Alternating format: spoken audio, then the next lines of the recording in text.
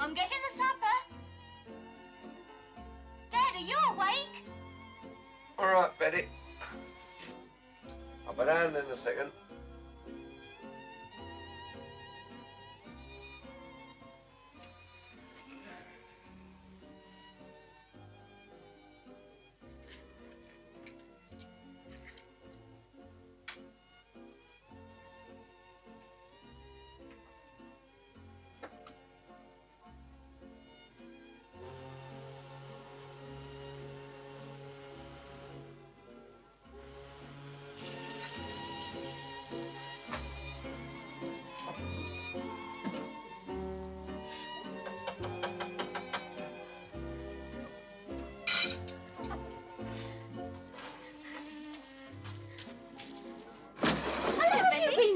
Watching you for hours, haven't we, Jack? Have a trip.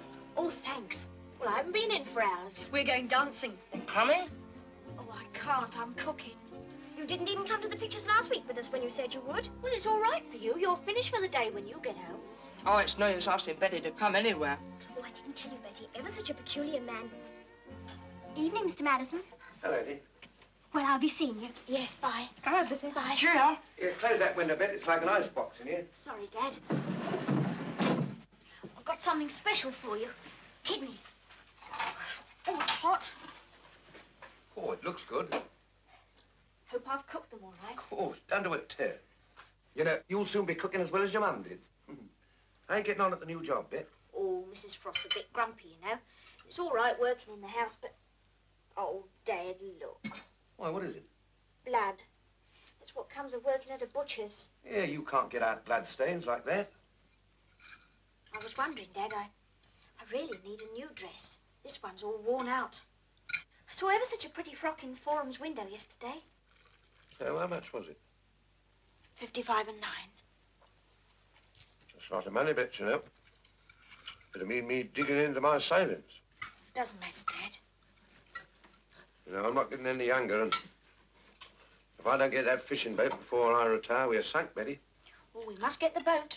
Oh. It's awful the way the money goes. The shopping came to 5 and 10 per tonight. You know, you didn't ought to have bought these kidneys. How much to pay for them? As a matter of fact, Dad, Mrs. Frost left them lying on the counter. Everything was put away in the fridge, so I thought I might as well take them. They'd have only gone bad. You mean you took these without Mrs. Frost knowing? She'd have only snapped my head off. Anyway, Mr. and Mrs. Frost get all the meat they want. I don't see why you shouldn't have something nice for a change. Now, look here, Betty. Don't you start making excuses for something you've done wrong. That never got no one nowhere. Once you start that, it's the thin end of the wedge, see? And don't let me catch you out over anything like this again. Now, is that clear, Betty? Yes, Dad.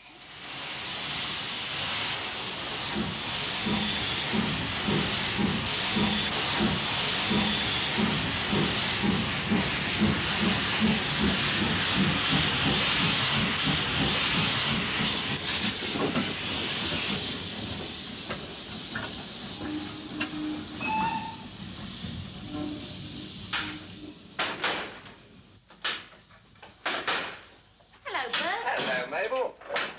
Evening, Reg. Hello, mate.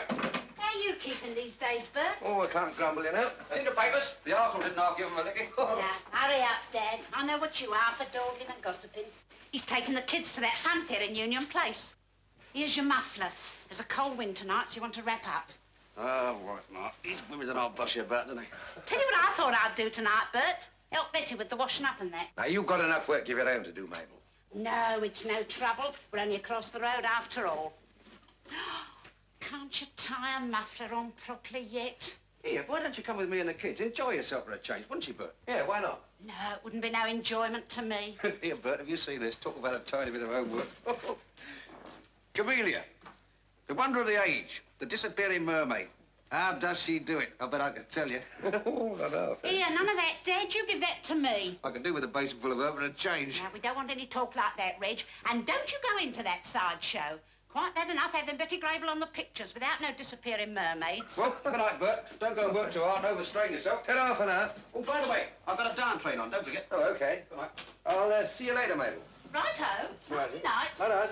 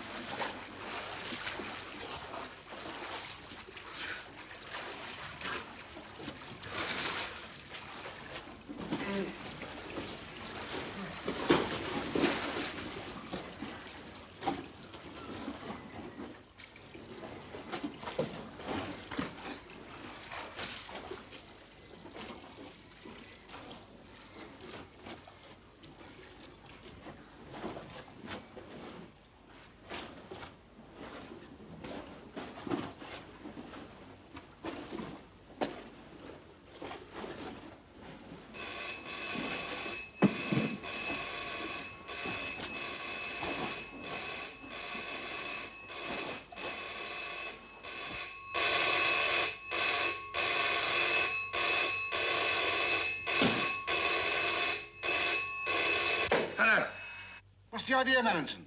You're not paid to go to sleep on duty, you know. No, sir, it's not that, sir. I was just... Oh, don't try to excuse yourself. Get the road for the up mail. But listen, sir. Something's just happened outside the box. Hello.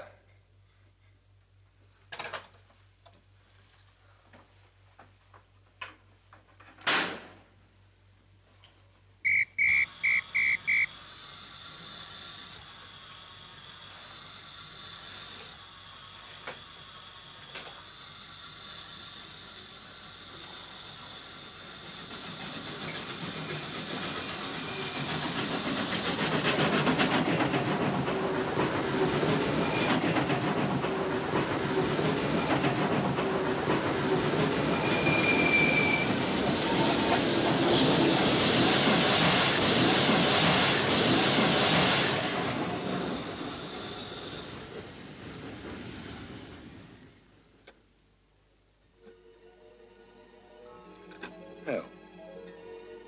Why should I? He cut me off short. None of his business anyway. It's between me and the police. Me and the police, that's all. If I'd had just one bundle of these notes, my days he needn't have gone sweating their guts out, Charlie. No. I mustn't go thinking like that. That fella that done him in. I bet he's feeling pretty sick. I reckon I'll count it in a minute. No. No, better not muck about with it. It's plain as daylight what to do. Ring up the police.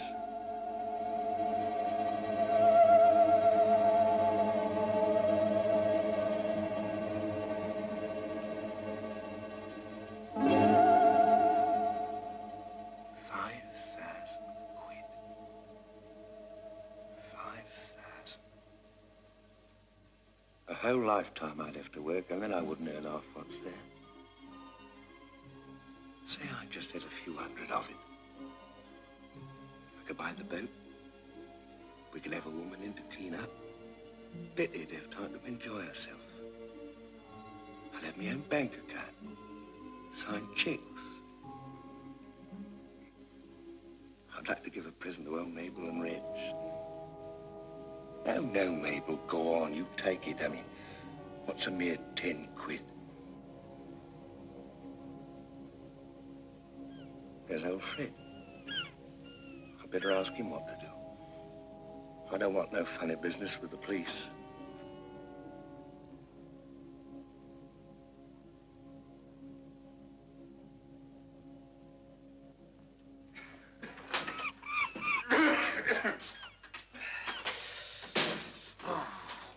Crikey, it's enough to give you pneumonia turning out in this weather.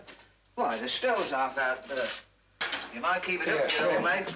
Nothing else to do here all night but sit on your behind. Well, that's all you know. Now, listen, Fred. Something happened last night. I got the flu, that's what happened. I felt poorly when I went home. The missus said, "Oh, Fred, you do look bad." She says she's frightened I've got me bronchitis coming on. What did you say happened last night, Bert? Oh, nothing much to write home about, only the governor, he cut up rough. I think I'll take a couple of aspirins later on. It don't do to take too many, you know. It gives you singing in your ears. I got my feet wet the other night, that's what done it. Well, so long, Fred. So long.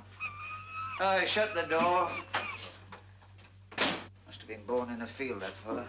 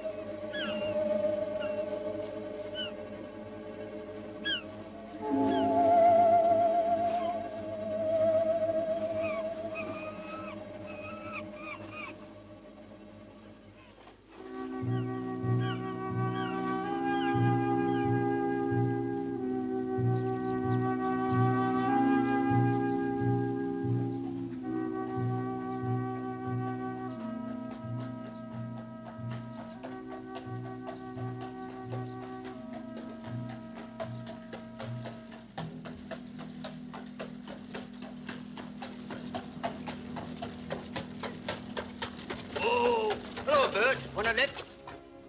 Oh, thank you, Tom.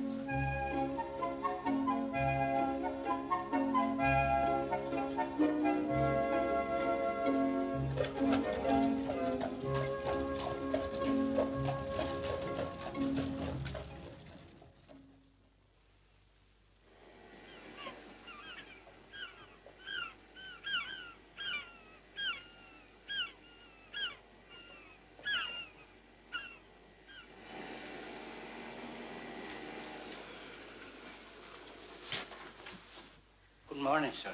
Good morning. Single room. Yes. Miss Titmus. Miss Titmus, gentleman for a single. Morning, sir. You are early. We didn't expect anybody till the 8:20. Come by road. My car broke down. I had to walk in. I thought you looked cold. Now, let's see. We've got number 11. Gentleman's going this morning. Well, you could have a double if you like. That'll be 15 shillings overlooking the sea. A double. We have to charge full price, you see, but it's well worth it for the view. Just name, nationality, and where you come from.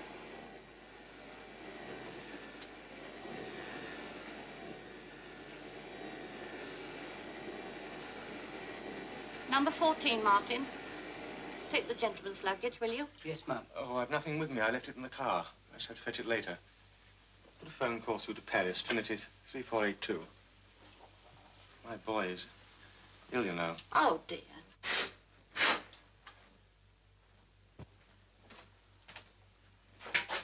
Hello, Dad. I'm ever so sorry I overslept. I haven't even put the kettle on. What have you got there, Dad? Well, can't you see? Where'd you get it? I found it. What's in it? It's none of our business what's in it. Is it locked? And do stop pestering me when I come out. Bad enough, not even a cup of tea without asking nosy Parker in questions. Oh, I'm half snappy this morning, Dad. I told you I overslept. All right. I'll look after myself if you've got to get off. And you can't go out on an empty stomach. Oh, it's all right, Dad. Where'd you find the case? Well, in the street, if you must know. And as soon as I've had a bite of food, I'm going to take it right to the police. I'll take it for you. I'll pass the police station.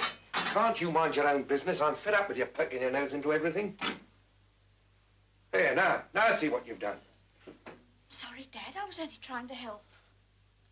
Oh, it's all right, Bet, dear. I'm sorry, honey. I'm not feeling quite myself today. Look here, I'll cut your sandwich, see? No, thank you. I'm not feeling hungry.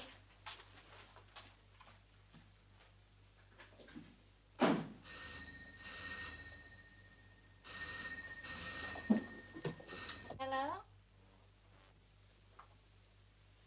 It's for you. They're holding on now.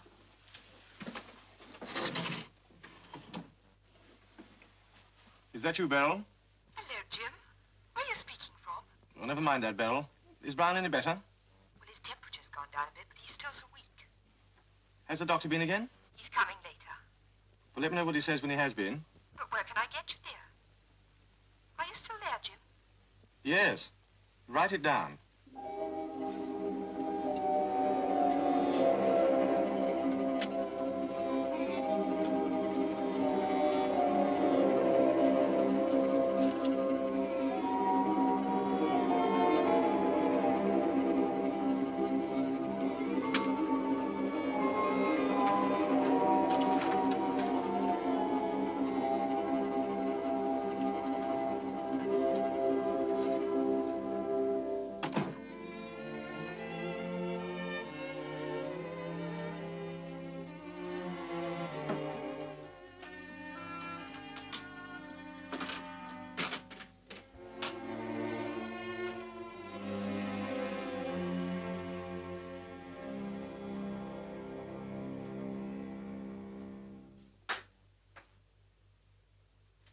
Take your time.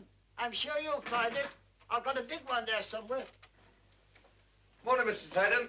Morning, Mr. Madison. You keeping all right? Well, I can't grumble. That's right. Betty keeping all right? She's all right. That's right. The usual 2 ounces of digger, eh? Top. Oh, and that pipe there in the window. You know, the one with the head of Queen Victoria. Could I have a look at it? The meerschaum. Ah, everybody admires that. That is, people who know a good thing when they see it. Now, that's real craftsmanship. Look at the delicate finish of that, eh? There's only one other pipe like that in the world, and I sold that to the station master's wife. She gave it to him as a Christmas present. I know. I've seen him smoking it. They don't make pipes like this nowadays. I think I'll put it back if you don't mind. I really don't like people handling. Half a tick, now, half a tick. How much do you want for it? I've had my eye on it for some time, you know. Yes, so lots of people. I'd like one of my regular customers to have it, but I can't reduce the price. It's £5.10, you know. £5.10, eh? Yes. Well, I don't call that out of the way, Mr. Tatum. Mr. Madison, what have you been up to? Want a bit of money on the dogs? Never mind that. After all, I'm just as entitled to a pipe like this as the station master is. Aren't I? Certainly. Why, you might be the station master yourself in all his glory with that in your mouth. Oh, do you think so? Why not?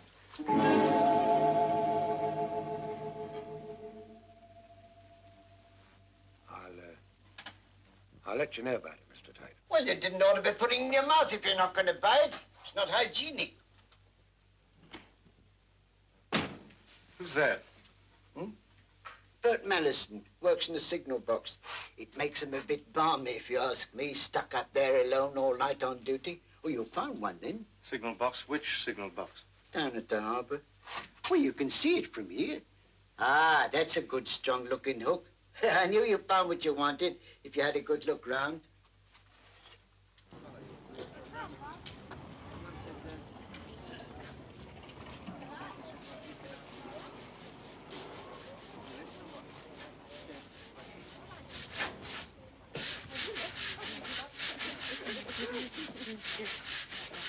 Betty.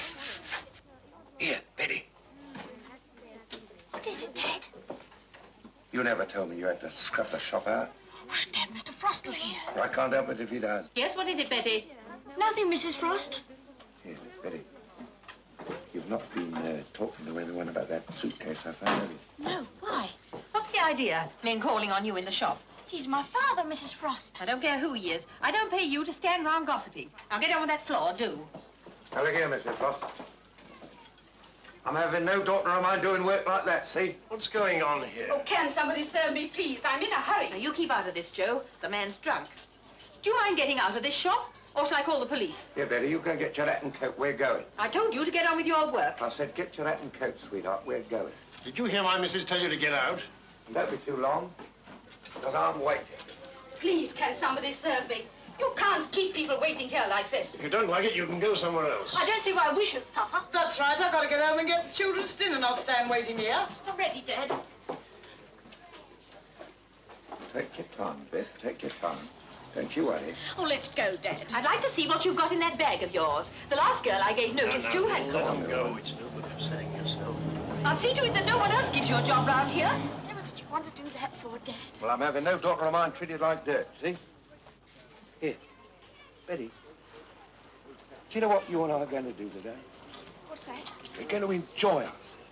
See?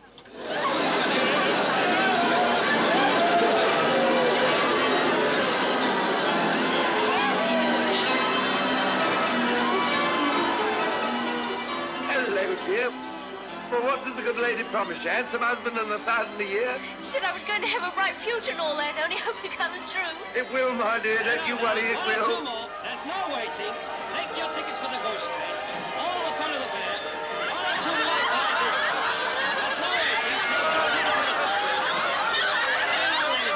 There's no waiting. Take your tickets for the ghost train. No waiting. Here, look at that old frog.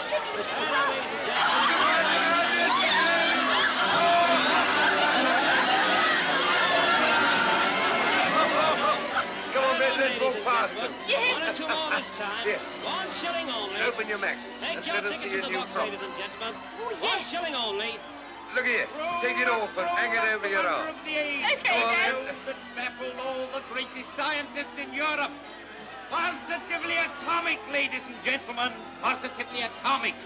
Camellia, the disappearing mermaid, the wonder of the age. Ah, sir, yes. Queue here for the sixpennies and no queue for the shillings.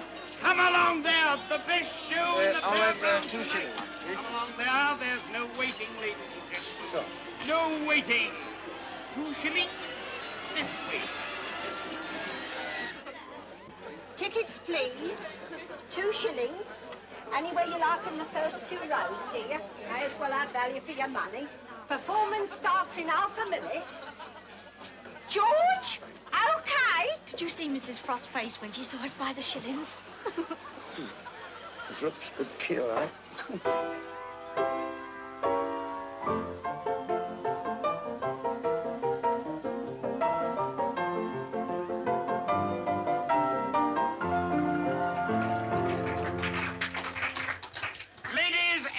gentlemen, you are now about to witness the most sensational scientific display ever presented to the public.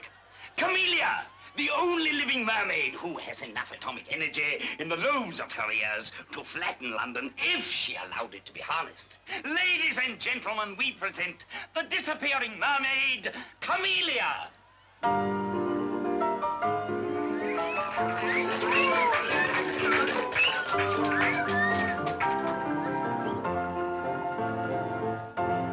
Ladies and gentlemen, as a little baby, I was found upon the seashore. They think that perhaps I've come out of the sea because I could swim like a fish long before I could walk. That is why I am called Camellia the mermaid. My adopted father was a Russian prince who escaped from the revolution. My adopted mother was a French actress, very famous. When the war came, I escaped from the Germans to this beautiful country. And I offer my services to a professor of the Royal College of Science. Day and night, the professor experimented with me behind locked doors. After 6 months of hard work, he discovers the amount of atomic energy in the female figure is much more highly concentrated than in the male. What you will now be privileged to see is the result of jealously guarded secrets entrusted to me by the leading atom bomb scientists of the United States and Great Britain.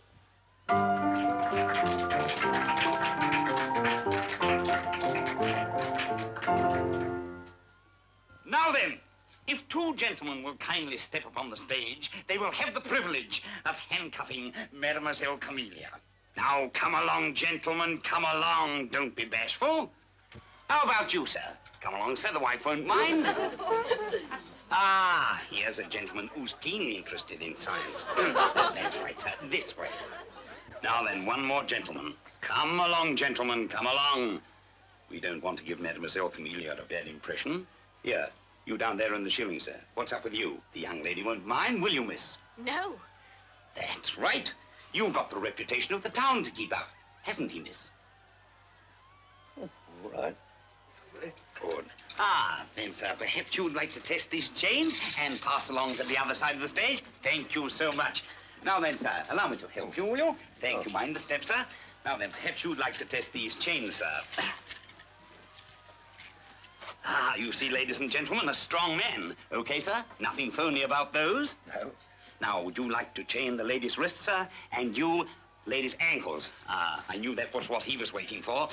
Now, ladies and gentlemen, we shall require 2 more volunteers from the audience. Come along, gentlemen, come along. Don't be shy. Ah, thank you, sir. Would you mind coming up on the stage, sir? Now, will you take your position there, sir? And you, sir, here, sir.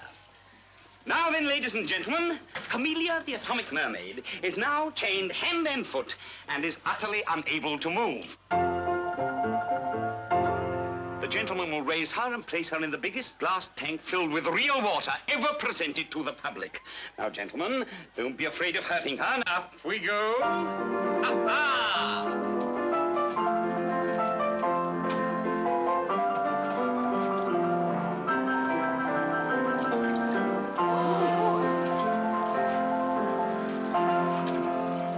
Would you mind assisting me with the lid, sir? Thank you. Excuse me, sir. And now, ladies and gentlemen, Mademoiselle Camellia will break the chains by releasing the atomic energy in her kneecaps and escape from the tank by deatomizing herself.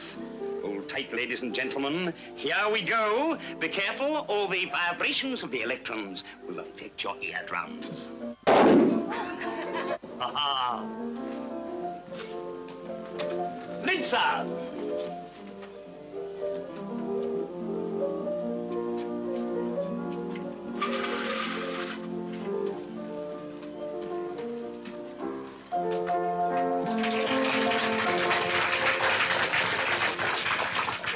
And now, ladies and gentlemen, Mademoiselle Camellia has kindly consented to reward one of the gentlemen who assisted her in the true French manner. Not you, chum, you had it.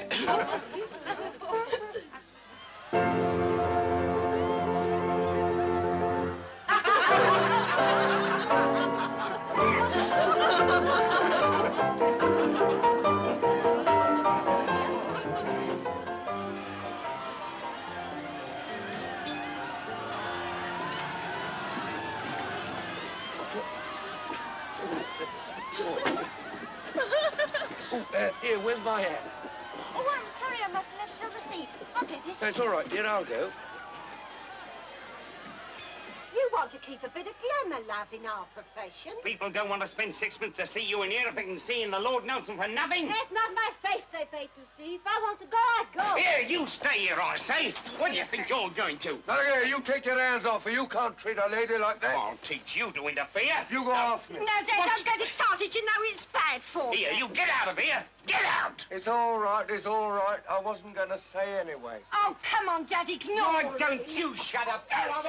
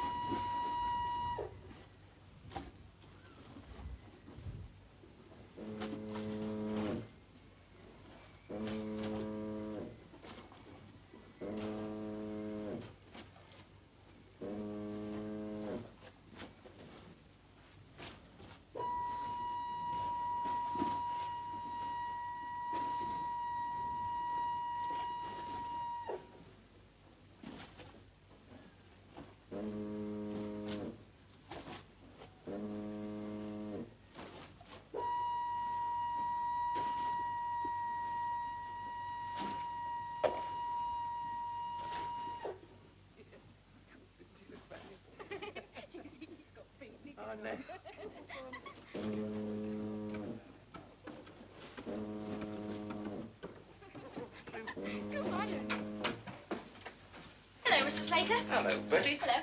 What are you doing here, Bert? It's much too early for you. Well, I just came in to collect the old pay packet. What's the hurry for your wages, Bert? Well, me and Bet have been shopping and I ran a bit short. And I thought I'd pop over to the Lord Nelson and have one. What is it, your birthday, Betty? I wonder why you two was both dressed up. Well, come on, Bet. I'll see enough of this place tonight. Yes, bye-bye, Mr. Slater. Goodbye, Betty. So long, Fred. So long, mate. Have one with me while you're there. Okay. Shut up. Shut up.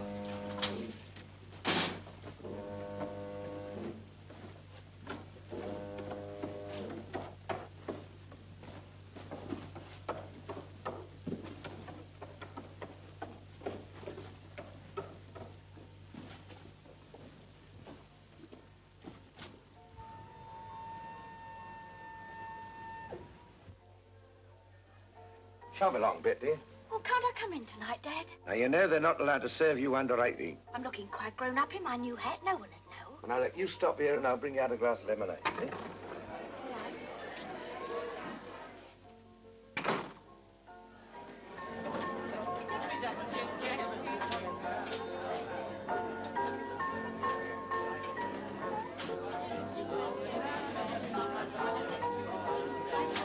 Pint of brown, please, miss, and the lemonade.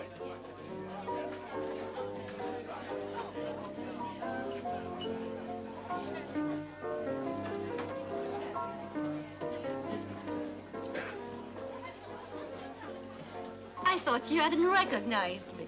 Well, of course I did. And I thought you was with a friend. I have no friends. Well, perhaps you'd have a drink with me, will you? Thank you. Same again, miss? Yes, please. Why did you do that? What, buy you a drink? No, stand up for me, I mean. Well, I just didn't like the way he treated you, that's all. That's all. I like that. 4 and 6, please. Oh. À votre santé, monsieur. Hey? À votre santé. That means to your good health. No, what was it? Very santé. Here, what is that stuff? Pernod. We drink it in France. You like to taste? Yeah, thanks. It smells like cough mixture, doesn't it? Do you really like it? Well, I don't know. It reminds me of home.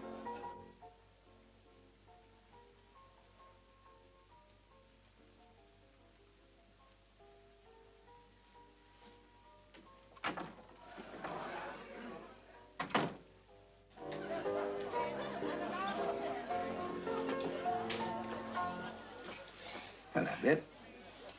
Do you recognize this lady? Oh, yes, of course. You like the show? Oh, it was ever so nice, thank you. Look, Bet, there's your lemonade, dear. And you go and sit over at that table while I buy this lady another drink, see? Yes, all right. She's very charming. It's my daughter. Your daughter? I thought she was your girlfriend. What, a kid of that age? Oh, you're not so old. Well, I was married 20 years ago. And your wife? Well, I've been alone for the last 3 years. I mean, me and Bet, that is. Oh, I'm so sorry. I know what it is to be alone. Was your father really a Russian prince? Oh, you believe that stuff? Oh, fine princess I would make. Well, why not? Oh, you're very sweet. No, my father was a fisherman. The German came, they shot him. Mother and I took to the road. They bombed us. We got separated. It was horrible. How did you get over to this country? Somebody took me. A sailor. Well, anything was better than to stay there. Anything. He was good to me at first. Men always are at first. You know, you didn't ought to talk like that. No, it's true, isn't it? Well, about some men, yes, but not all. I've never met one who wasn't. What happened to your mum? Did you ever hear from her? Yes. She lives. Well, why don't you go back to her? She's so strict, she wouldn't understand. Why not? I understand. Why shouldn't she? You really believe that? Of course. Perhaps you're right. Come on, let's go and join Bet, shall we? What do you call her? Bet? Yes, it's short for Betty. You all right, Bet? Yes, thank you, Dad. Don't you catch cold being put in that tank every day? Oh, my dear, I'm used to it. Betty, how smart you are. What a charming frock. Oh, I'm glad you like it. I only got it today. My coat and my hat are new, too. Dad bought them for me. You're a lucky girl. Oh, that dress needs something. Oh, I think I have the very thing for it. A little brooch. It'll make all the difference. I will give it to you. Oh, thank you. Is it true that French dresses are much smarter than English ones? My dear, it's all the way you wear them. Now look at your hat. We ought to be going. Oh, need we, Dad? I don't argue, Bet. Excuse me. I hope we'll meet again. Well, so do I, my dear. And if we do, I won't forget the brooch. Will you come to tea one day? We live at 15 Adelaide Street. Oh, I don't mean because of the brooch, but... Oh, well, I must go. Bye. Good night, dear.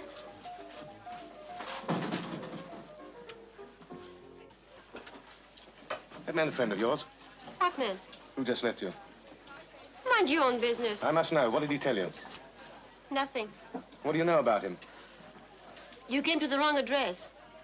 I don't even know his name. He's a signalman. Name of Madison. Signalman? Oh, but he spends a lot of money. Oh, you must be mistaken. Maybe I was.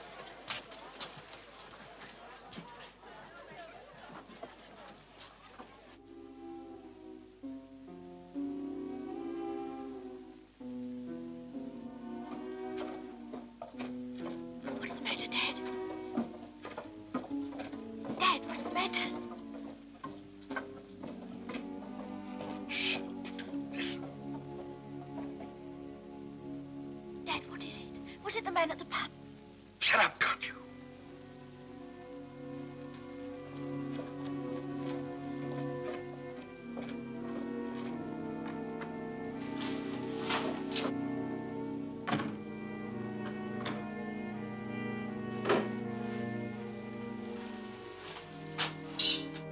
Why'd you run away like that, Dad? I didn't run away. Just someone I didn't want to meet, that's all. Someone you'd had a row with? That's right. Fancy you not standing up to him, Dad. You always like to have it out with people.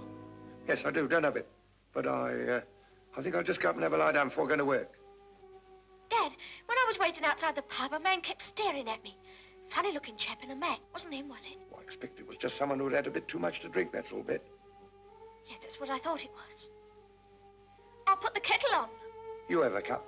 I don't feel like one at the moment.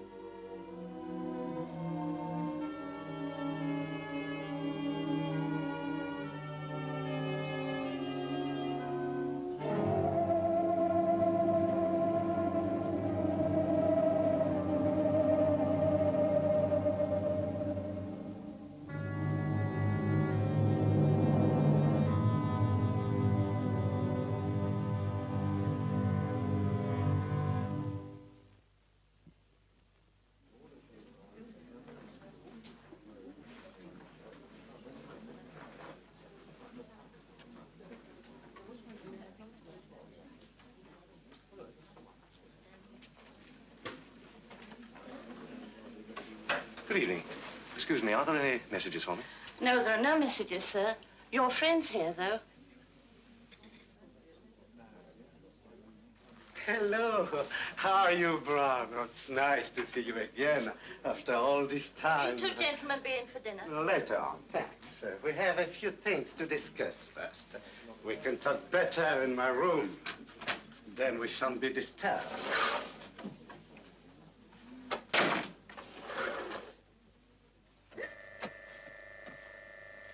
You're not looking well, my friend. Your native air doesn't agree with you, perhaps. Oh, by the way, you do remember me, don't you?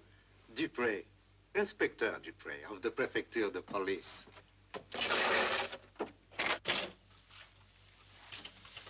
A great deal of water has passed under a lot of bridges since I saw you last. I have retired, you know. I am working now only in a private capacity. Please, sit down. Make yourself comfortable. Good. Oh, by the way, you met your good friend Teddy, I suppose. Hmm? I understand that he was here to meet you on the day that you arrived. Teddy, no, I finished with him. Ah, well, that's good news indeed. Yeah, I'm glad he has nothing to do with this little matter we are discussing now. You know, I had the devil of a job preventing old Ponto from coming over with me. Let's put our cards on the table, Brown.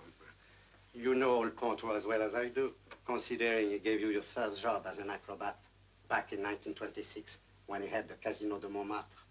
You worked for him several times since then, and it was on the stage of the casino that you had your accident and had to give up stage work, wasn't it?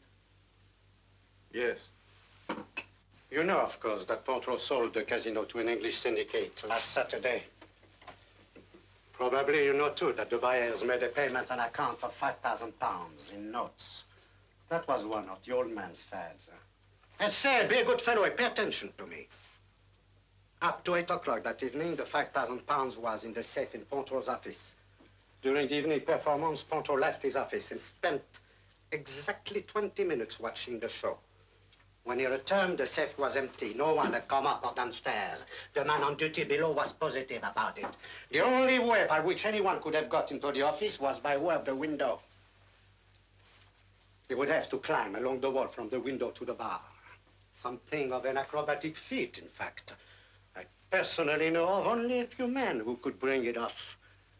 I learned later that my old friend, Brown, had been seen having a drink in the bar.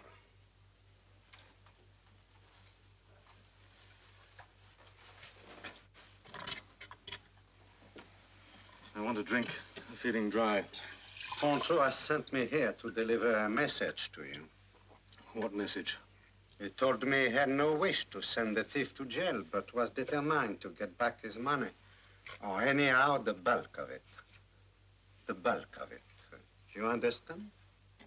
Who gave you my address here? Well, I said to Ponto, unlucky Jim's not such a bad fellow at heart. He would not hurt a fly.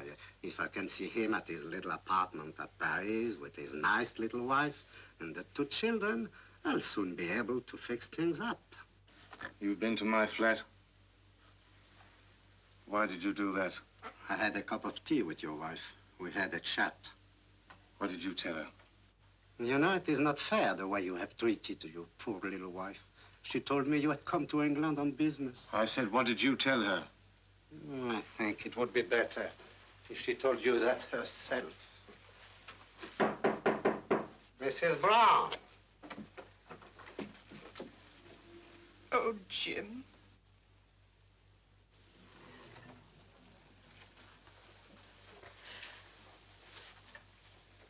I'm sorry about this, Bill.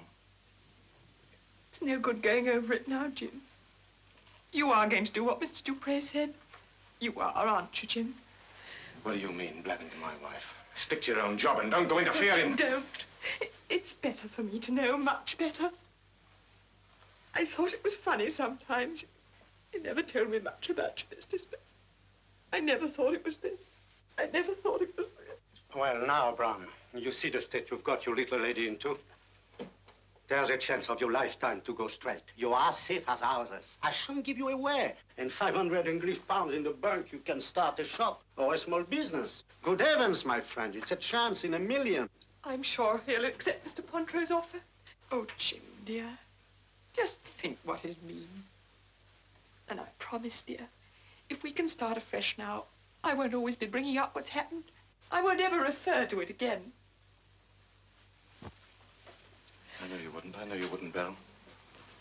I've got to have time. There's something I must settle first. No, you'll be a good boy and hand it over now. It's no use you playing for time. I'm sure he wasn't thinking that, were you, Jim? He would never have started this life. I know he wouldn't. He hadn't always been unlucky and everybody against him. All right, Belle. Better come to my room and I'll hand it over to you. That's the spirit.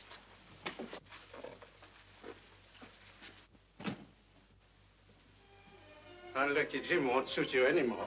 We should rather call you Lucky Jim. Oh, what does the advertisement say of this English dish you have for breakfast? High over the fence, lips sunny Jim. Force is the food that raises him.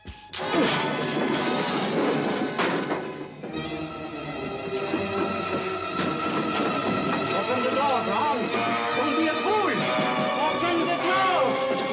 You won't get away with it. Look here, come in quick. There's a thief in there. Give me the key. Wait, come on, you.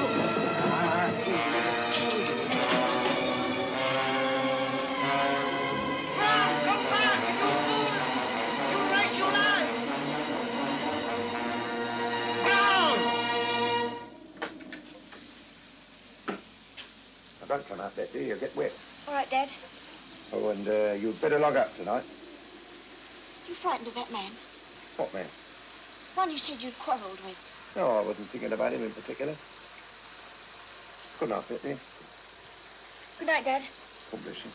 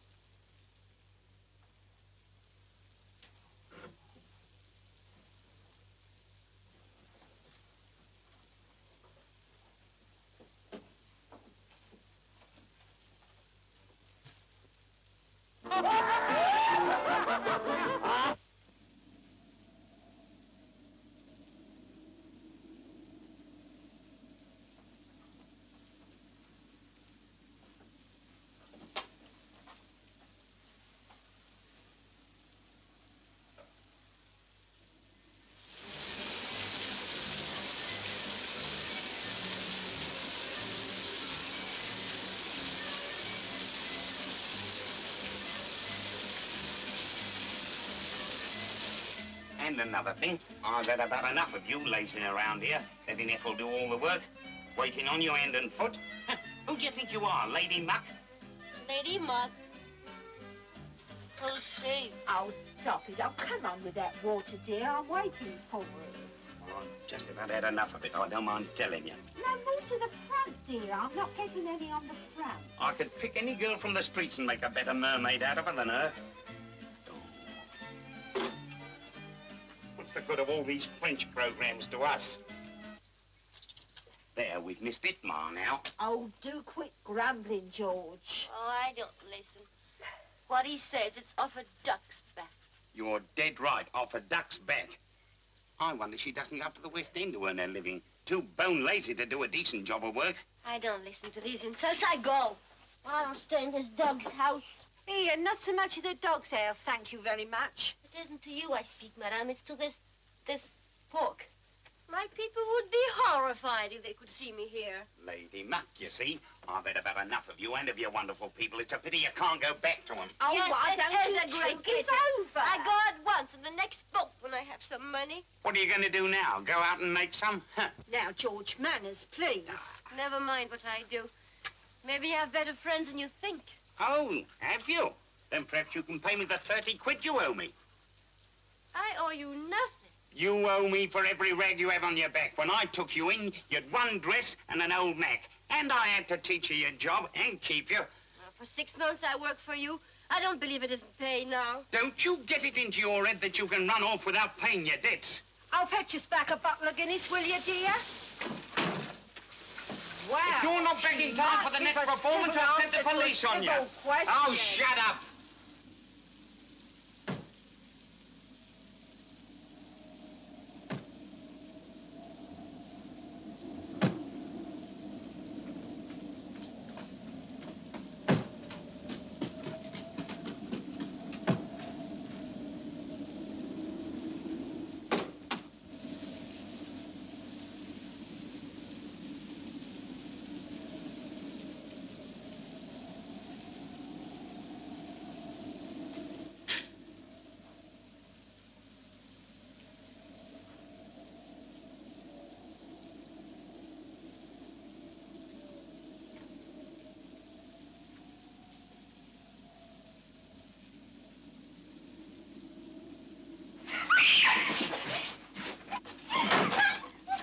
Don't make a sound.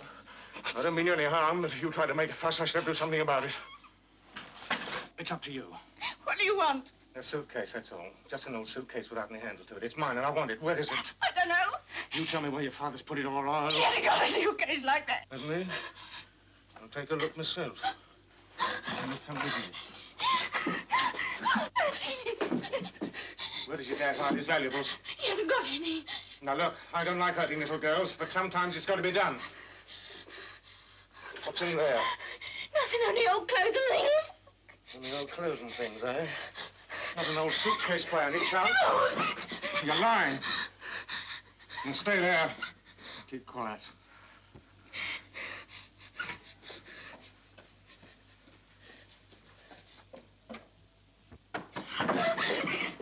You don't.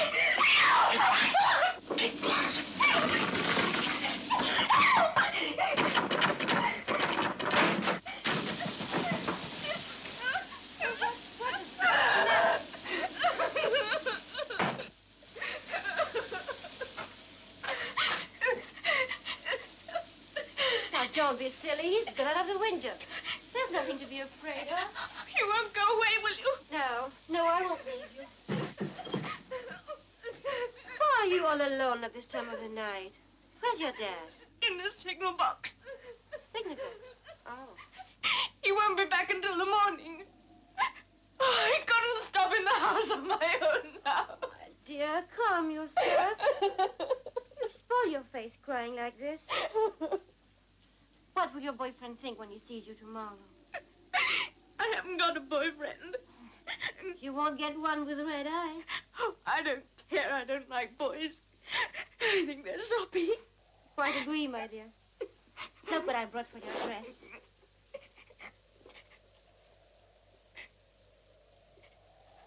Oh, it's lovely. Can I swap it for something? Swap it? Give you something in its place? No, my dear. It's a present. Oh, it's ever so sweet of you. Tell me, my dear, this thief, was he a strange man with eyes that seemed to look right through you? Oh, that's right. He was outside the pub. How'd you know? Funny why a burglar should want to come here. Oh, he wasn't an ordinary burglar. He was looking for a suitcase. A suitcase? Yes. Oh, I can't tell you. Don't you trust me? Oh, of course I do. You've just saved my life, but it's... What? Will you keep it a secret if I tell you? Yes, of course. Dad found a suitcase yesterday in the street, and he brought it home here. Oh, there must be something very precious in it. I don't know. You've been alone here and haven't looked? What a girl. Oh, Dad said to leave it alone. Where did he put it? In the cupboard under the stairs. Come on, let's have a look at it. Oh, we mustn't. Dad would be ever so angry. We need not tell him. Where is it? Over there in the corner. No, it isn't. But I saw Dad put it there. But it's not here now. Oh, I'm so glad. Dad must have taken it to the police after all. Oh, he has hidden it where it's safer.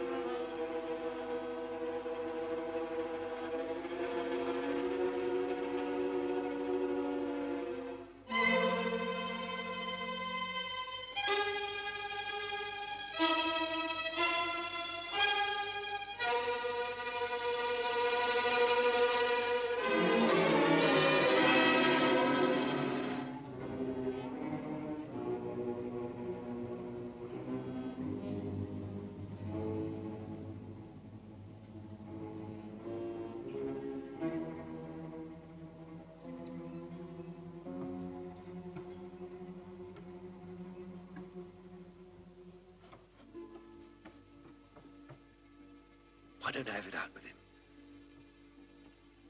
Look here. I won't say nothing if you split the cash with me.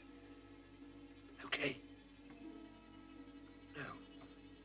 What do I think I am? A crook? He's come to do me in. Oh, dear, get out of it, can't you? I must talk to you. This is railway property and you get off it.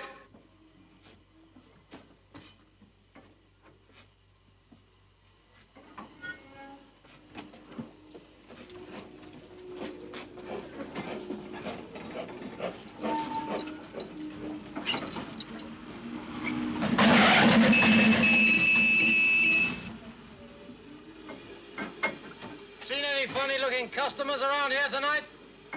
No, I ain't seen no one. Well, what's up? We're looking for a fellow. Name of Brown. He's... That's him. I found him.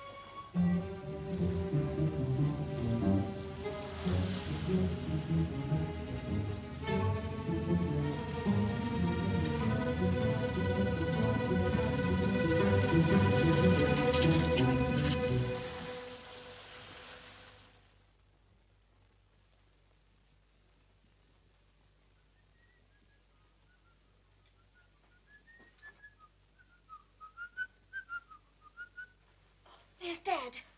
My dear, what's the matter? Oh, nothing, and he's a bit funny about anything new. You think he will not like to find me here? Oh, no, but I want to tell him first. You won't come out, will you? Now, there's a bit. Yeah. What's up? Is anything wrong? Look, that lady came here last night. What lady? The mermaid. She's in the parlor.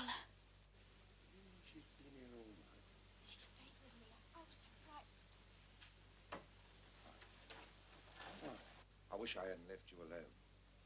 Dad, you have given it to the police, haven't you? Now, don't you worry about that suitcase. That's my business. Hello. Good morning. Morning, miss. I must thank you for looking after our bet last night. Oh, that's nothing. I have like breakfast for you in here. Oh, that is nice of you. I'll get it out of the oven. We have the fire burning. It's very cozy.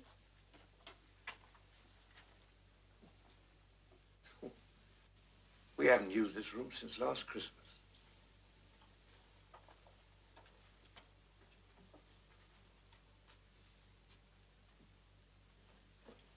Oh, that's my mum. Oh, she's very charming. And that's Betty's mum. That's little Bet when she was 6 months old. Where's Betty's first communion? Her what? The photo of Betty in her white dress and veil. I'm sure she was looking very sweet. Oh, we don't have anything like that in this country. No? Oh, what a pity. In England, you have no feasts, no days for saints. Well, we have Guy Fawkes Day on the 5th of November. Of England, I know nothing. Oh, it's so nice here. At us, we were having it like this. What, at your home? Yes, my home. You don't know what it means to be in a real home. Not until you've lost it. It can't be much of a life for you living in that there caravan. Much of a life. It's like living with pigs. Here. What made you come here last night? Well, I brought Betty the brooch. Oh, I see. I see, I see. That's what you English always say when you do not see. To tell you the truth, it was not only the brooch. I couldn't stand these horrible people any longer. I had no place to go. So I came to you. Won't be a minute, Dad. All right, Bet. The poor little child was terrible frightened when I arrived last night. You will go to the police about this man after breakfast, eh? Well, there's plenty of time. He's probably miles away by now. I think I'll go and help Beck with the breakfast. Oh, it's all right, I'll take it. Oh. What's this? Omelette. Ham omelette. Mademoiselle Camellia. Oh, please call me Marie. Camellia is only the name I use in the show. Marie showed me how to beat up the eggs in a basin warmed first so they come up all fluffy. Oh, French cookery, eh? Oh, it's prime. She showed me another dish, too. Choux à la grosse. Ever so cheap, and you cook it in sour milk, what we'd throw away in England. Oh, but it must be red choux. What, a red choux cooked in sour milk? No, it means cabbage. Choux à la hongroise. Oh, but that's not enough for your dinner. What would you like for the big piece? I shall cook dinner, if you permit. Well, I don't know. If I want to give Dad a real treat, I'll go down to the beach crabbing. Crabs? That's a wonderful good market. One gets a dinner for nothing like that. It's a lovely day for it, look. Well, then let's go. Both. Yeah, but you're not dressed for crabbing. You'll spoil those things. Oh, perhaps you have something old you could lend me? Of course, I'll find you something. Look here, you don't want to go and get wet and all mucked up. Oh, I'm used to getting wet. It's my job. Will these be all right? Lovely, my dear. Just the thing. I'll go and change. I'll bring you up a pair of rubber boots in a minute.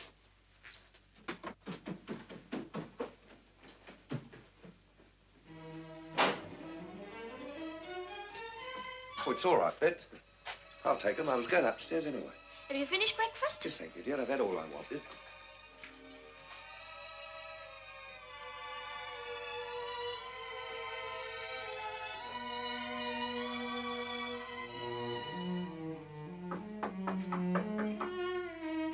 Come in.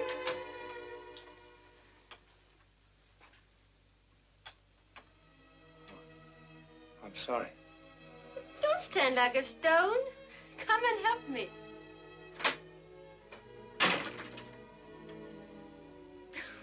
What's the matter with you?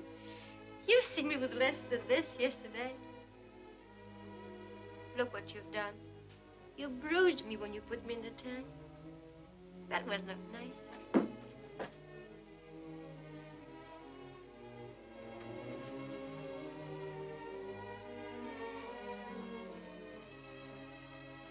Now you've hurt me again. Give me the boots. You behave like this with Bessie downstairs. It's all right. I'm not going to touch you. I just wanted to ask you something, that's all. Well, what is it? Why don't you give up that job at the fair? After all, you ought to do something better than that. Showing yourself off in front of a lot of men half naked. What else can I do? All I can do is to smile and be nice. And I'm not even very clever at that. People I don't like. Well, you can cook. I mean, some sort of housekeeping job. That's what I was thinking.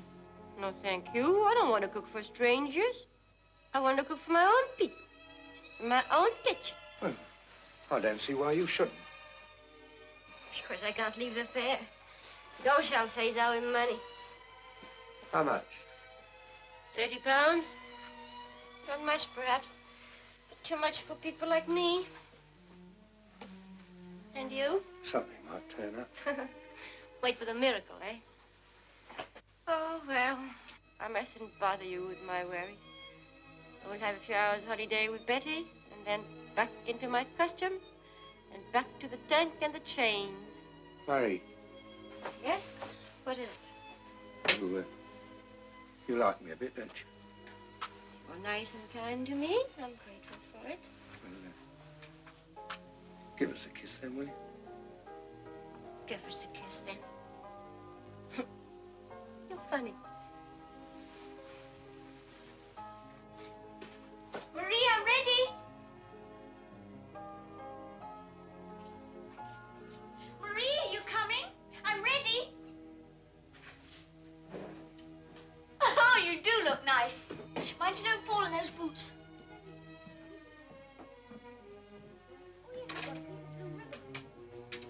Betty. Oh, Bet. Now, look here, Bet. I don't want you to mention about that man breaking in last night. Neither of you. Okay, Dad. Well, don't worry. I keep my mouth shut. Well, there's nothing to keep your mouth shut about, then. I just don't want it talked about, that's all. All right. Cheerio, Dad. Sure, Bet. And, take care of yourselves. Bye. Bye-bye. Bye-bye.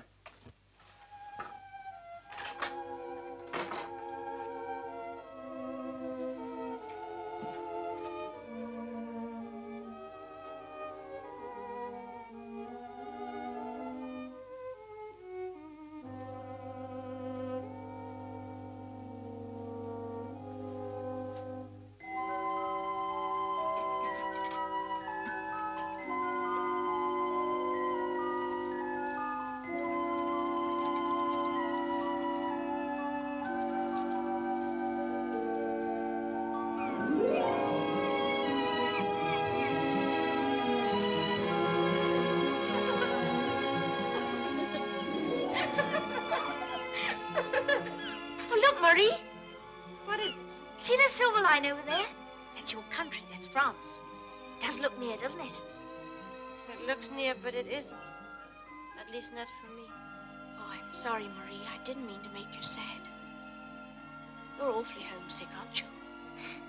Who cares if I am or not? Oh, come on, Betty. Let's be happy and catch some nice fat crabs and cook a lovely dinner for your dad. Yes? All right. But I must just go and get the basket out of Dad's shed. I won't be a sec.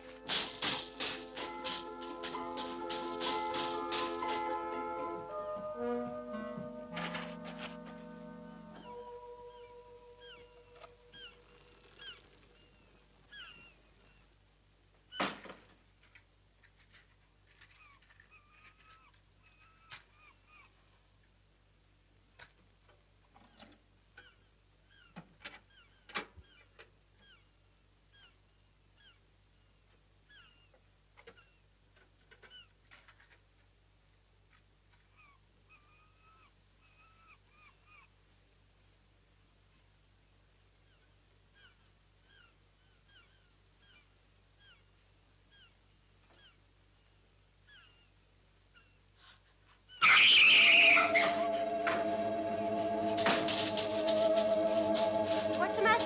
What is it? Quick, Granny's in there. Who? The man last night. Stay here.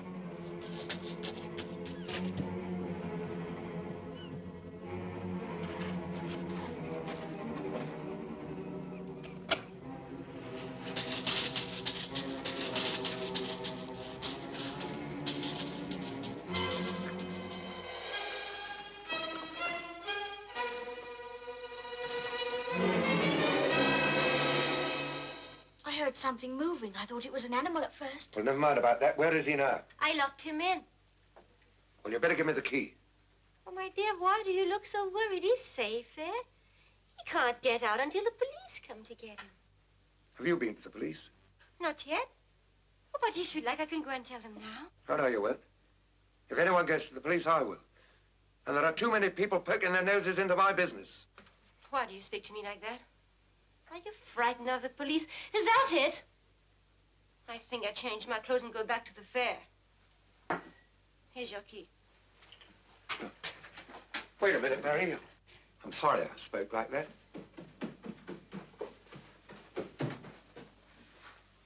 Shall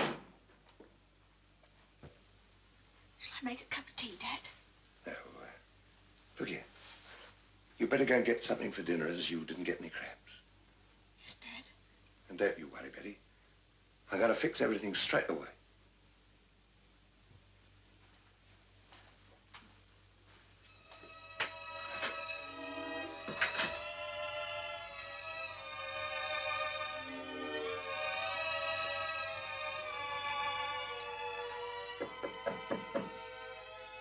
Amelia? Marie, can I come in for a minute?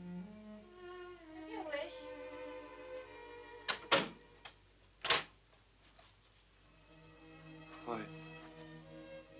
I'm sorry I flared up like that just now. I said I was sorry. Oh, well, I'm used to being treated like dirt by the Gauchos and by everybody. I didn't think you would start the same. Anyway, there's no time for arguing. I shall be late for the performance. Here. What would you say if you never had to go to the fair again? I would say thank heavens. Well, I've fixed everything. I've seen Gaucho, and I've paid off your debt to him. You're free. Is it true? You're not pulling my leg? No, I'm not pulling your leg. Are you pleased? Oh, please. But I don't know whether I'm on my head or my feet. Oh, how can I thank you? Here. You mustn't do that to me. Is Gaucho furious? Well, he did cut up a bit rough when I told him. Told him what? Well, that you and I were going to be married. Oh, that's what you said. Well, I was looking ahead a bit, because I hadn't asked you then. But you said you wanted a little home of your own. And I'm offering it to you now.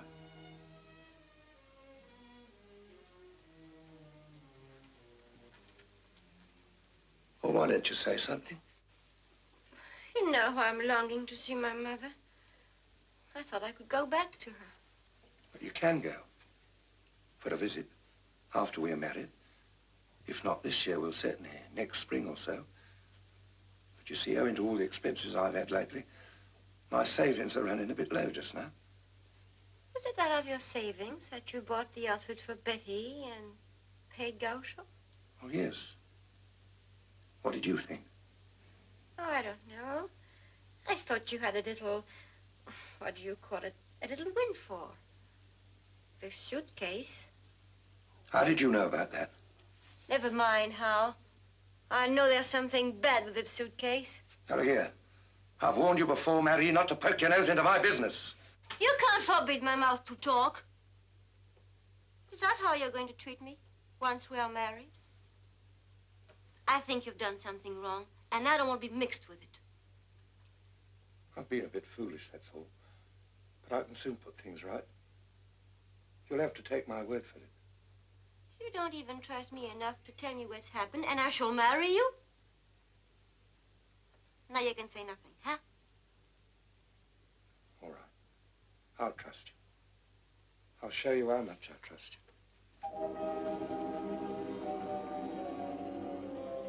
So I dashed out of the signal box and I dived in after him. And that's where I found the suitcase.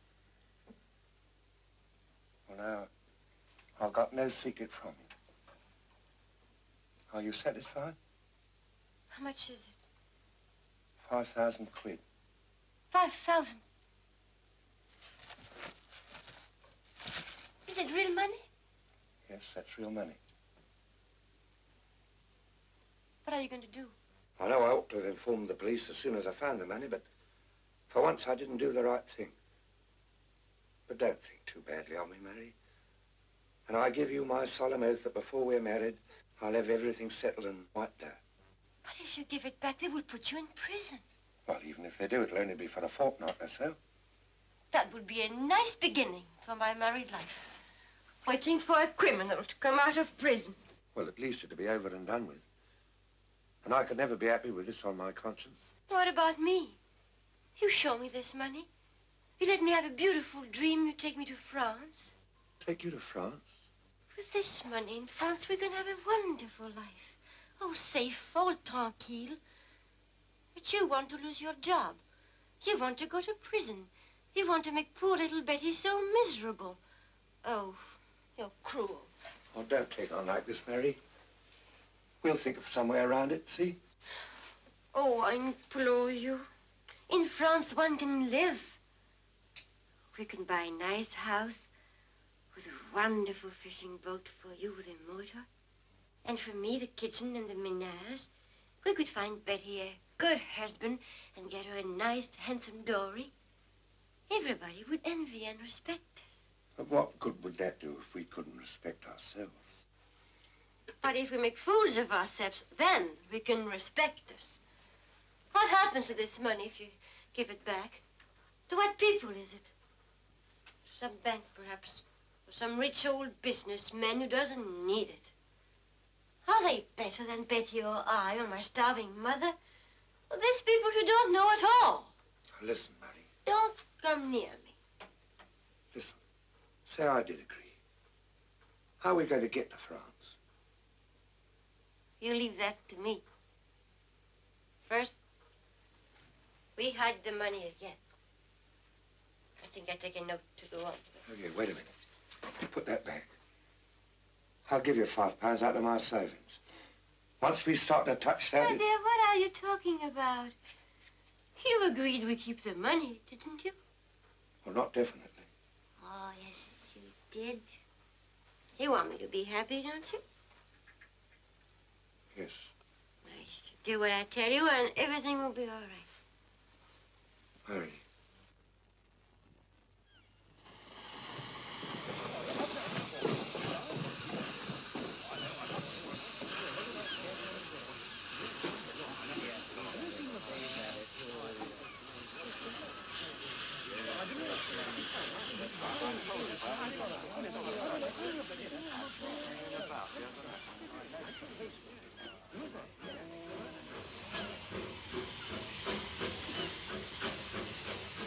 Can you get through to the police up there? Oh, what is it? Somebody drowned himself? Looks like someone's done him in. His head's bashed in. All right, I'll lay the information. Hello? Thatcher speaking, sir. They just fished a corpse out, sir, under the window here.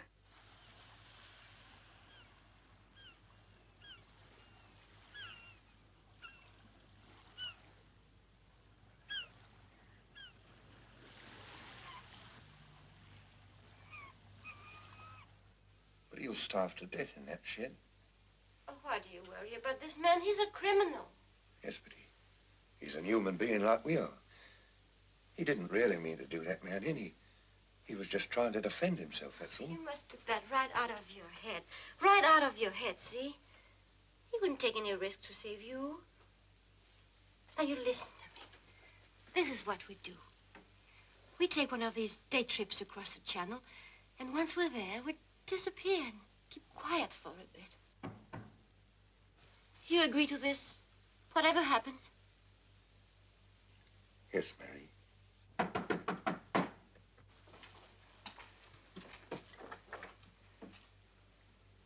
Sorry to disturb you, Mr. Mallinson, but the chief wants a word with you. Oh, what about? I guess it's about this corpse they fished out, near your signal box. A corpse? I'll be down straight away. Right. There you are. The sooner we get away with the money, the better. What, you mean I oughtn't to go to the police? Be silly. Of course you go. The only thing you have to watch is your tongue. In the meantime, I prepare everything, and in the morning, we start.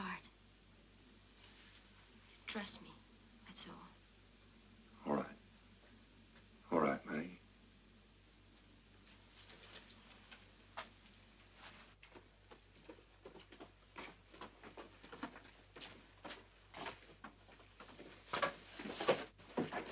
You recognize him? I've never seen him, sir. Does that face mean anything to you? Yes, sir. You're quite certain about that? Yes, sir. On the night of the 18th, during the course of your night shift, are you quite certain you didn't hear any noises indicative of a fight or quarrel? Well, you see, sir, there's always a bit of a din going on outside the box. Train shunting, engine whistles and that. Oh, yes, and I remember now, there was an heavy wind blowing that night.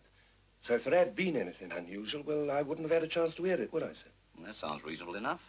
I would like to see the signal box for myself. Would you have any objection? Oh, no. Bates, ring up the station master. Tell him Inspector Dupre will be coming along. No, no. Ex-inspector. Oh, sorry. Just say Monsieur Dupre has my full permission to examine the harbor station signal box. Yes, sir. Send the next one in. Well, do you want me anymore, sir? That'll be all for the moment. All right, sir. Thank you, sir.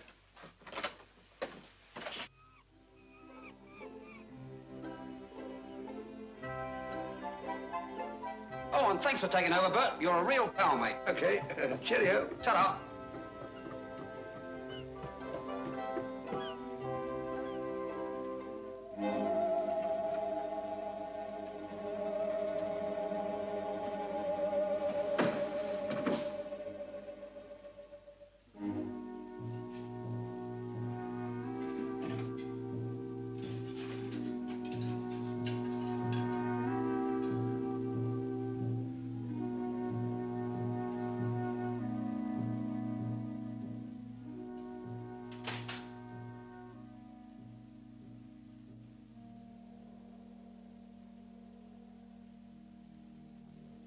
I want to introduce the missus. Mademoiselle Camellia. My wife, Mary. Mrs. Mary Madison. How lucky he is, this rich Englishman, to have such a beautiful wife. What lovely clothes he gives her. And his daughter Betty, what a lucky girl. Funny old Bert running off like that. Who'd have thought old Bert would turn out to be a thief? He's in the shed, Dad. He's there in the shed. You'll starve. You'll starve.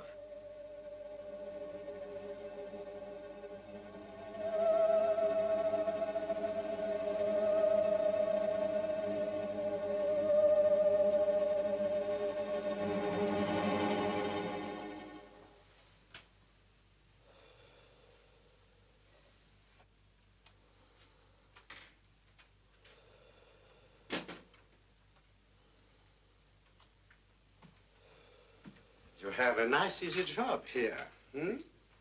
No wonder you're not interested in the world outside when you're so warm and snug.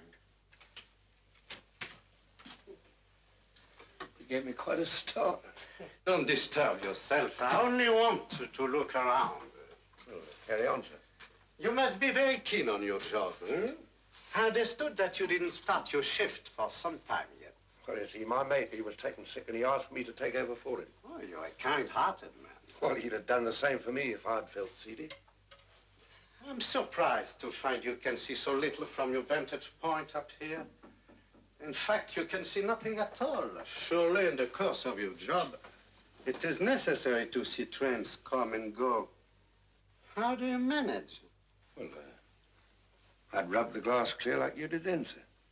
Yes, but of course. How stupid of me. It's hot in here. You don't mind if I let in a little air? Would you like a smoke? No, thank you. Well, have you found the man what done it yet? The murderer? Yes. No, that is for the English police. My job is to get the money back. What, so there's been some money stolen? 5,000 pounds. You know, it's a bit chilly in here. We don't generally have these windows open until the warm weather. I'm surprised you are not more curious. You can see so much from here. And you see, they have no idea they are observed. I should find it most delightful to see and not be seen. Well, it's no interest to me spying on courting couples. Oh, my friend, love is not the only thing you might observe from these windows. There are other passions of equal, if not greater interest. Hunger, cupidity.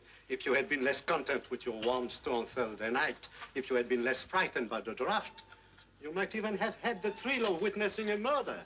Well, that bloke, he couldn't have been down in under that window there, or I'd have heard something. But you told the CID inspector there was too much noise here.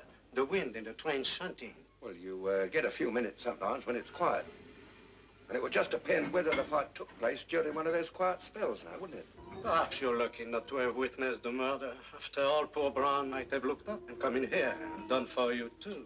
But knowing the sort of fellow he is, I think it more likely he would bribe you to keep your mouth shut with some of that 5,000 pounds. Now, look here, if you're insinuating... I'm insinuating nothing. Perhaps I'm merely letting my French imagination run away with me. I have nothing against you, my friend. I know nothing about you. But I can exclude no possibilities. And what I suggest is a possibility. That's all. And go on with your nap, please. And if any recollection of some incident should come back to you, you know, something that might have slipped your memory, you might let me know. I'm at the Bedford Hotel. Don't forget, will you? Monsieur Dupré, the Bedford Hotel.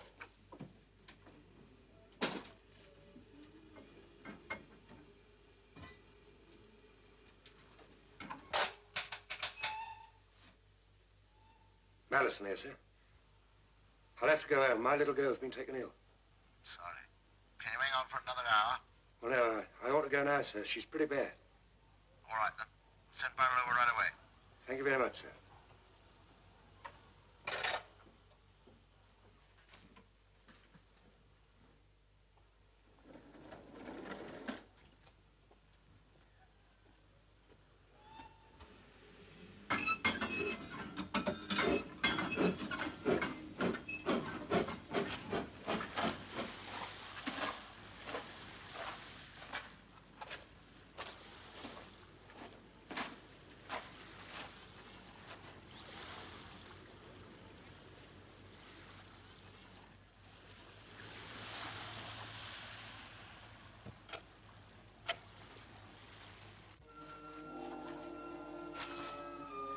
Brown. You there?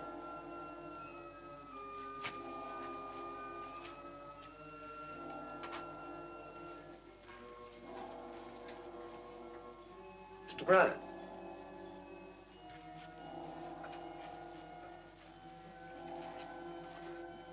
Mr. Brown. Listen. I know you're here. But I won't give you away. All right, then? If you feel that way about it.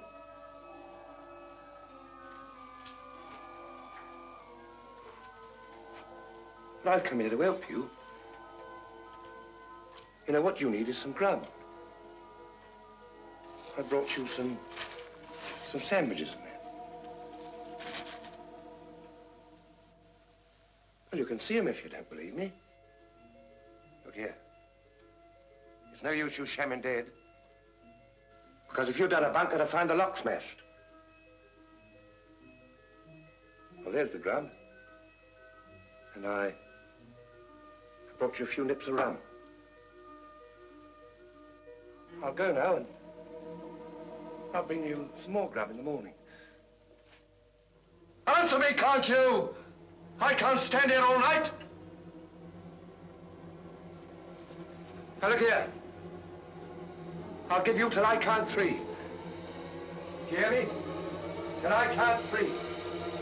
1, 2,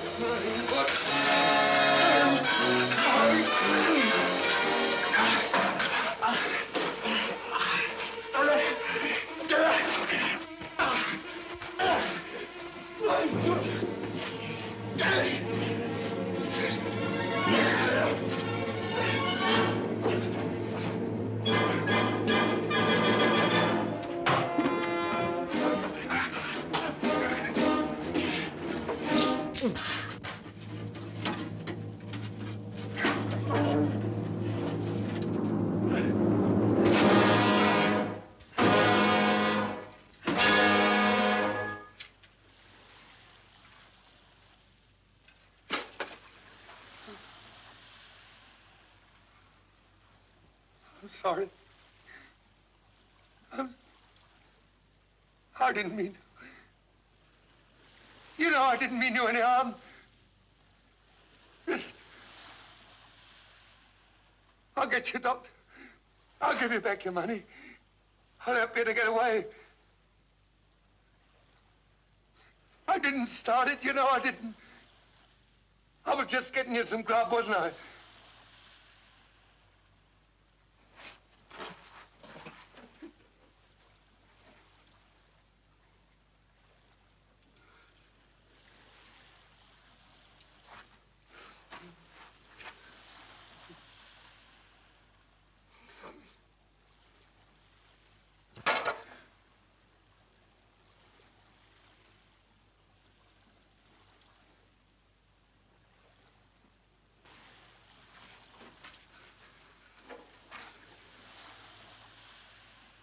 I knew it'd end like this. I might have known.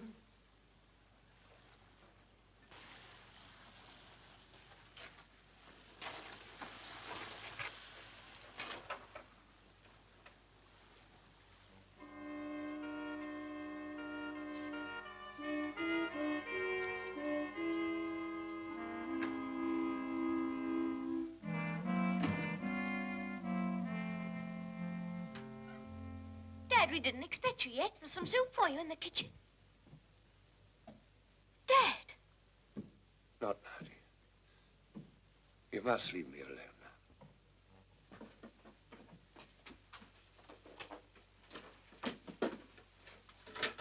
now. Sorry, Mary. I want that. What's wrong with you? Where have you been? Give me back that note you took this morning. Now, come on, give it to me. What's that on your hand? It's on your coat, too. Oh, what have you done? It's all over. Our trip to France and all that. killed him. You've killed him? Oh, you're mad. You're crazy. You've ruined everything. What are you standing about for? We must get away from here at once. I must give this money back. Oh, you can leave it behind. They'll come for it quick enough. Here. Here's the money I took. No, we haven't touched any of it. Sorry, Mary, but I must see this thing through on my head. Oh, but you can't. You've killed a man. They'll hang you. Don't you understand? They'll hang you. But he started it. He came at me first. And then I hit back. I had to. So it wasn't self-defense you killed him. I'll tell you what you do. You tell him you went to the shed to prepare for a fishing expedition. You didn't know this man was in the shed. You never seen him before. He attacked you. You defended yourself. When he was dead, you found he had hidden a suitcase in the boat, and you took it straight to the police. Oh, it's all so easy. Well, I don't want the easy way out. I'm going to tell him the truth. Well, why? Why put a rope around your neck? I must have the whole thing settled for good and all. I must. You must. You won't. You always only think of you. What about me? What should I do? What's to become of me? Listen, Mary. Don't touch me. Don't dare touch me with those hands. I don't want to have anything to do with the blood on your hands. I could have been so happy, but you had to go and destroy it all. Oh, what a fool you are. How I hate you. Do you hear me? I hate you and your big, ugly, clumsy hands. I've always hated them. Always. Always.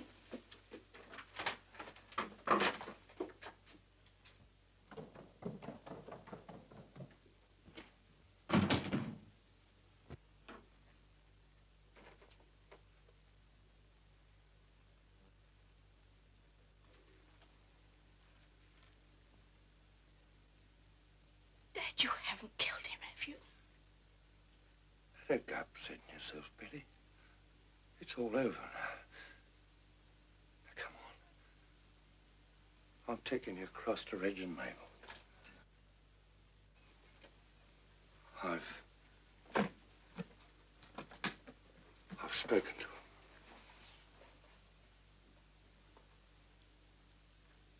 Oh, come on, Ben.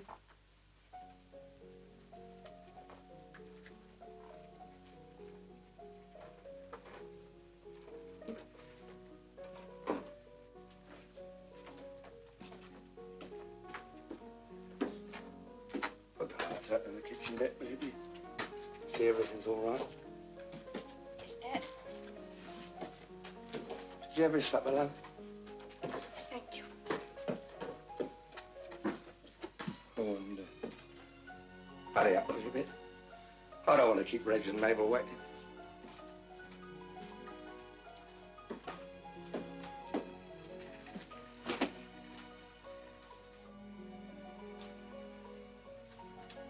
Have you locked the back door, dear? Yes, Dad. Are all the windows closed? Yes, Dad. Well, that's fine.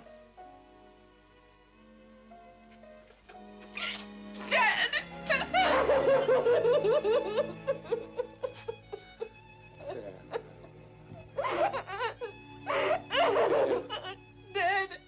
Now, come on, now, dry your eyes. That better? Now, look here. You don't want to let them see you being crying, do you? Come on now.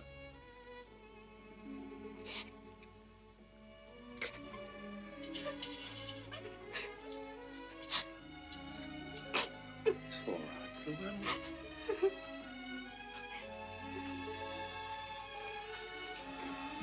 Look. There's old Reg and Mabel. They'll look after you.